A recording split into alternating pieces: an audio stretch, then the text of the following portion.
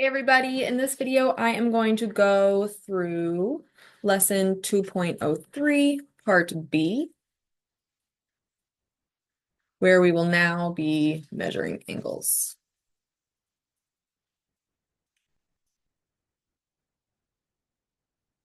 First thing I want to talk about is the angle addition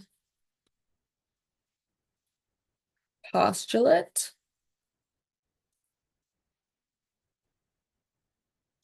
So for this, we are going to whip up a little diagram here.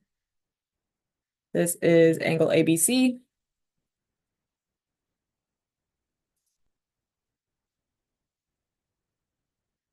And given angle ABC, we have some point D.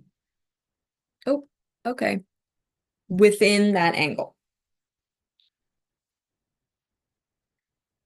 And we can actually create a ray from the vertex B through that point D. So now I have two new angles, right? I have angle ABD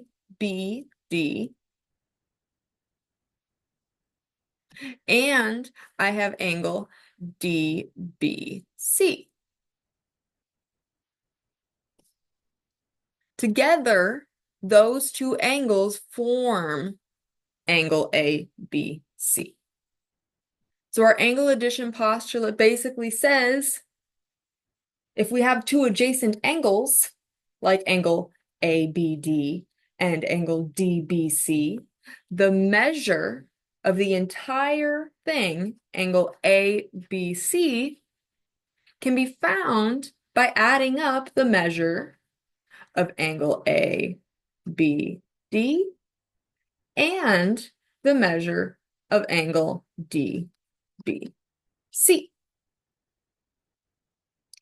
This also means then if I want to find just one of my angle measures, if I want to maybe find the measure of angle DBC, I could take the entire thing, the measure of angle ABC, and I could subtract away the other angle. So the other angle, if I want to find DBC, I would subtract away the measure of angle,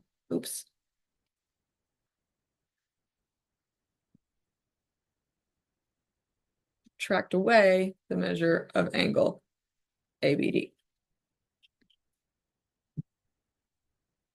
Let's look at some examples.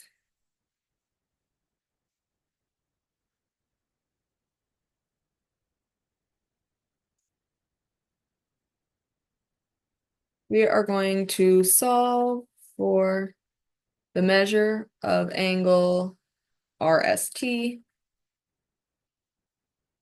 if the measure of angle RSU is equal to 32 degrees and the measure of angle UST is equal to 53 degrees. And then we need our diagram.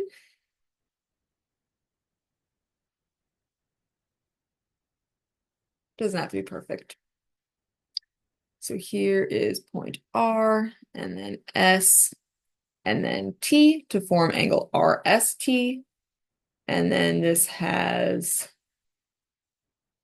a ray SU that forms now two adjacent angles.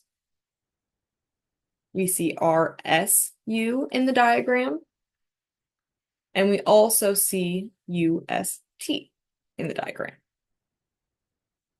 Our goal, according to the problem, is to solve for the measure of angle RST. So I want to find the measure of the entire angle, which I can get by using what we have here. We know the measure of angle RSU is 32 degrees, and the measure of angle UST is 53 degrees.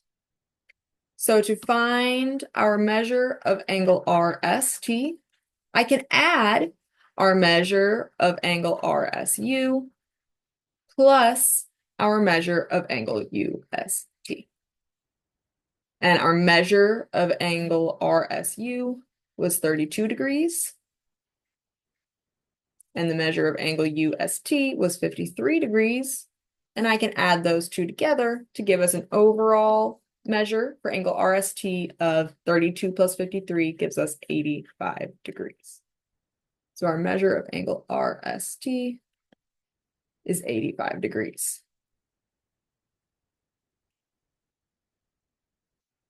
All right. Example number 2.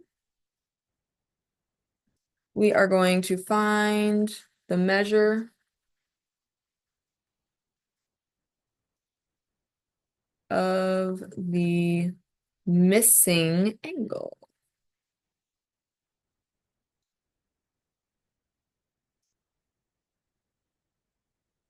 In our diagram, that's a straight line.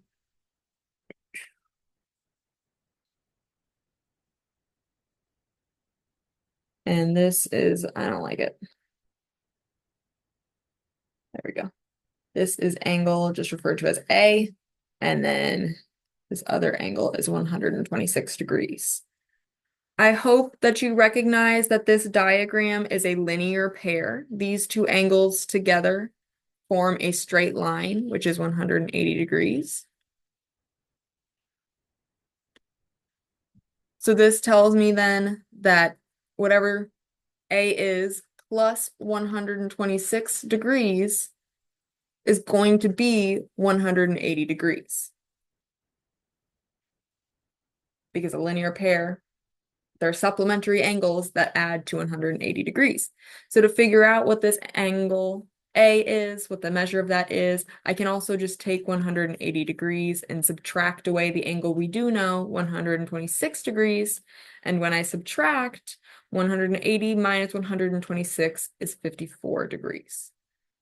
So A measures 54 degrees.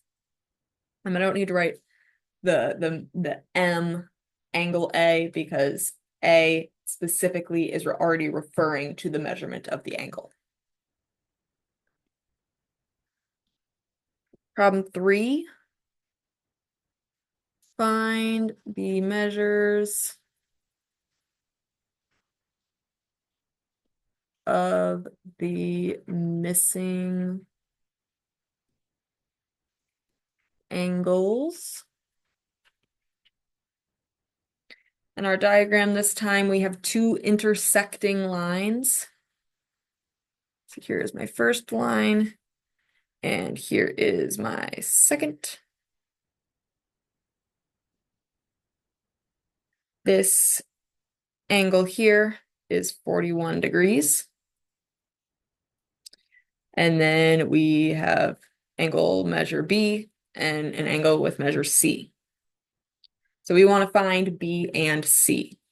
So this actually here, this diagram, if you already are aware of a certain geometric property, you can do this in a couple different ways. But if I look, I notice that the angle that is 41 degrees forms a straight line with whatever this measure B is. So B plus 41 degrees has to be 180 degrees. These form a linear pair together.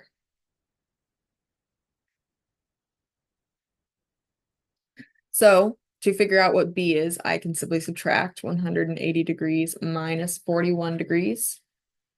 Gives us then that B has to be 139 degrees.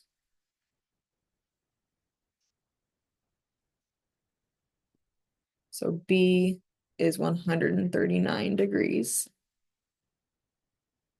And then I notice that B and C form a linear pair, which means they add to 180 degrees. So B and C are 180 degrees. Of course, we already know that B is actually 139 degrees. So 139 degrees plus C is equal to 180. So to figure out what C is now, I can subtract 180 degrees minus 139 degrees, which gives us 41 degrees. So C is 41 degrees, which that means that this angle here that we just found with a measure of 41 degrees is congruent to the angle opposite it, which is also 41 degrees. So intersecting lines form what are called vertical angles. So these are vertical angles. We're going to investigate vertical angles a lot more in depth in a later unit, but if these two opposite angles are both 41 degrees, then the angle opposite of the 139 degrees, so the angle opposite B, also is 139 degrees because of the way linear pairs work.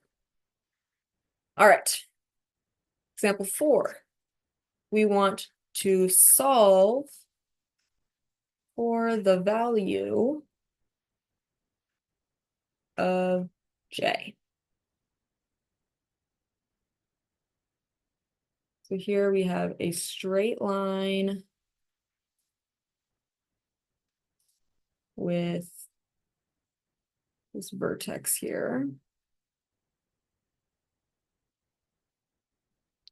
And we have some rays coming off of that vertex.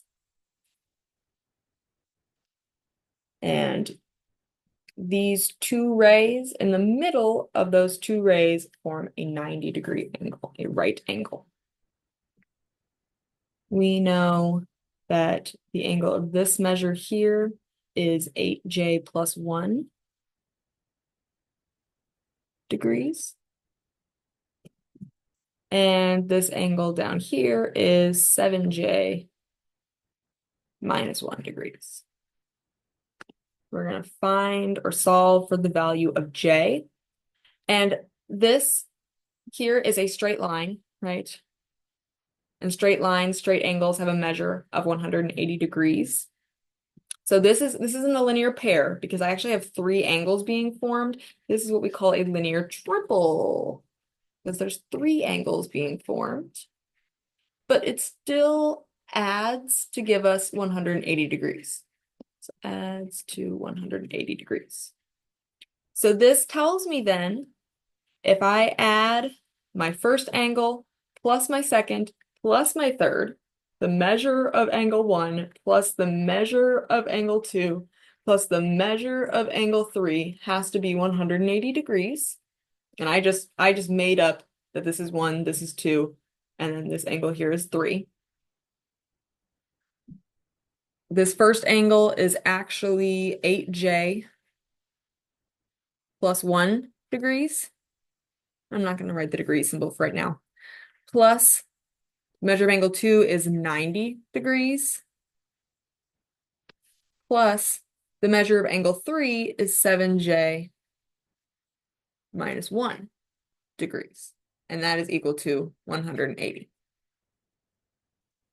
And now I don't really need the parentheses around any of these, so this is really just,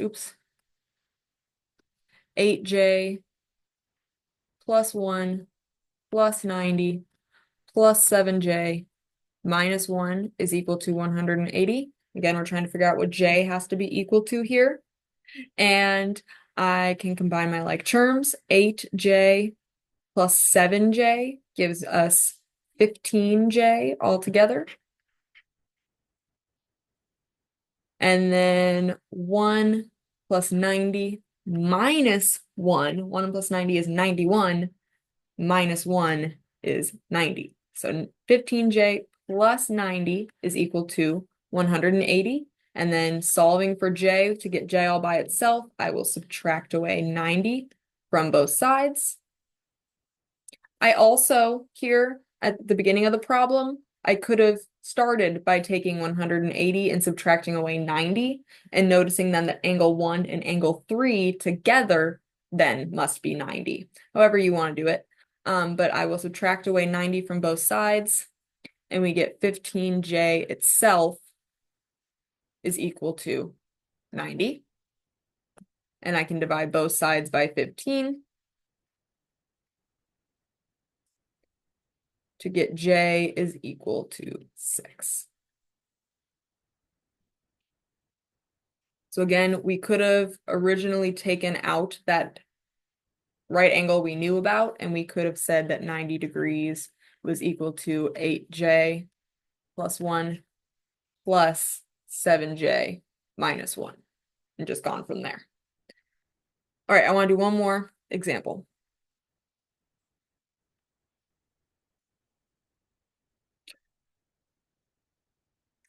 If, nope, not if, angle 1 and angle 2 are vertical angles,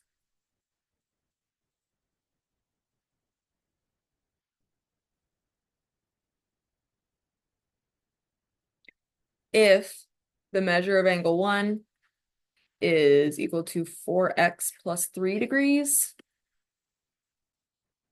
and the measure of angle 2 is equal to 2x plus 15 degrees, find the measure of angle 1.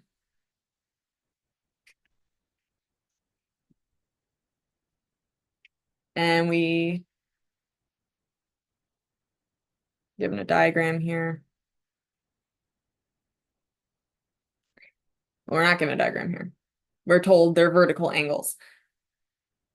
I just have I should start highlighting what the problem is beforehand, because I'm just seeing my work here. So if they are vertical angles, that means they are formed by intersecting lines. So I am going to draw 2 lines and make them intersecting. And it does not need to be in any particular fashion. They just need to be intersecting. Vertical angles are opposite each other. So maybe I'll make these my vertical angles. I don't know if that's actually to scale or not based on what x is, but the measure of angle 1 is 4x plus 3 degrees. And the measure of angle 2, angle opposite, is 2x plus 15 degrees.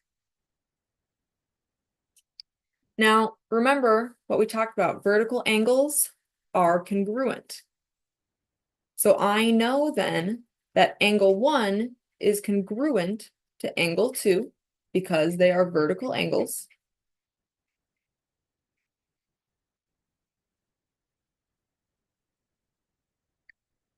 Which means then that the measure of angle 1 has to be equal to the measure of angle 2 since they're congruent. So this means then that our measure of angle 1, which is 4x plus 3 degrees, has to be equal to our measure of angle 2, which is 2x plus 15 degrees. And I want to know what the measure of angle 1 is. It has to be equal to whatever the measure of angle 2 is. We need to know what x is. So I'm just going to solve for x here. So we have 4x plus 3 is equal to 2x plus 15. We need to know what x is to make these angles actually be equivalent. And to solve for x, I need to get x on one side of my equal sign. I'm going to begin by subtracting 2x from both sides. So 4x minus 2x gives us 2x plus 3 is equal to, those 2x's cancel, giving us just 15. And then to continue solving for x, I will subtract 3 from both sides. So the 3's cancel, and we have 2x is equal to 15 minus 3 gives us 12. And then to continue solving, I will divide both sides of this equation by 2. Since this is 2 times x. So the 2's will cancel, giving us x then is equal to 6. Now the question wasn't asking us to solve for x. We want to find the measure of angle 1. And we know the measure of angle 1 is equal to 4x plus 3 degrees. We now know x is 6. So I can substitute in 6 where I saw x. So we have 4 times 6 plus 3 degrees. So our measure of angle 1, 4 times 6 is 24, plus 3. And 24 plus 3 gives us 27 degrees. So the measure of angle 1 is supposedly 27 degrees, which my drawing, maybe it would have been more appropriate for this to be angle 1 and that to be angle 2. But this also then tells me then that the measure of angle 2 is 27 degrees. If I wanted to find the angles right next to it, the adjacent angle, that forms a linear pair. So if I know, oops. Oh, no, no, no, no, no. Okay. Can't win. If I know that this angle here is 27 degrees, I can find this angle here by subtracting 180 minus 27, and that will get me this angle. Now, of course, that's not to scale. Please let me know what questions you have on this section, and I look forward to seeing you in class.